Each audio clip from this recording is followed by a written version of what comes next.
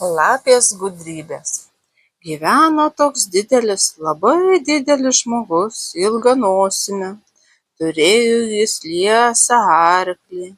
Prisipirkdavo jis prie ežero žuvies ir veždavo miestan pardavinėti. Važiuoja jis kartą snausdamas nosimi kelius bado. Staiga sustojo arklys. Sušėrė jis kartą kitą, arklys nebeina. Žiūri, negyva lapė ant kelio guli. Išlipęs apvertė, apžiūrėjo, užsimetė ant vežimo ir vėl važiuoja. Ir vėl snaudžia sau, o lapė tuoj atgijo. Ji tyčiomis buvo negyva apsimetusi. Ir atsistojusi ėmė mėtyti žuvį iš vežimo.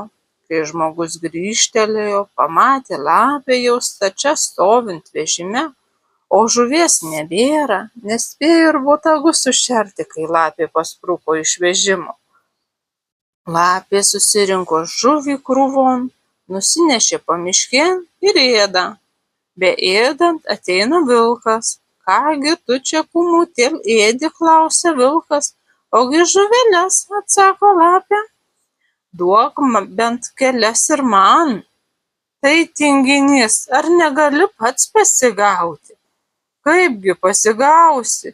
Įkišk uodegą eketėn, palauk, kol bus sunki, ir tada trauk. Ištrauksi daug žuvies. Vilkas patikėjo ir įkišo uodegą eketėn. Laukė, kada bus sunki, ir įšalo vilko uodega eketėj. Nebegali ištraukti. Tada lapė lekia rėkdama per kaimą. Vyrai, moterys, vilkas eketėj įšalo. Subėgo visi mušti vilko. Vienas žmogus buvo skerdęs paršą.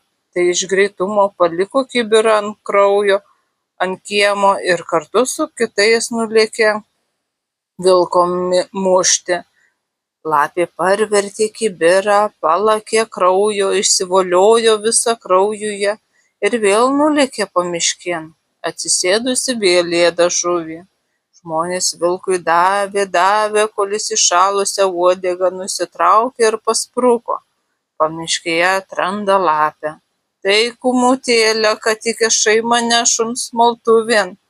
Primušė ir uodegą nutraukė. Tave mušė, tai dar nieko, bet mane kad primušė. Tai štai visa kraujuose paplūdusi esu. Ir liko lapė vilko akyse nekalta.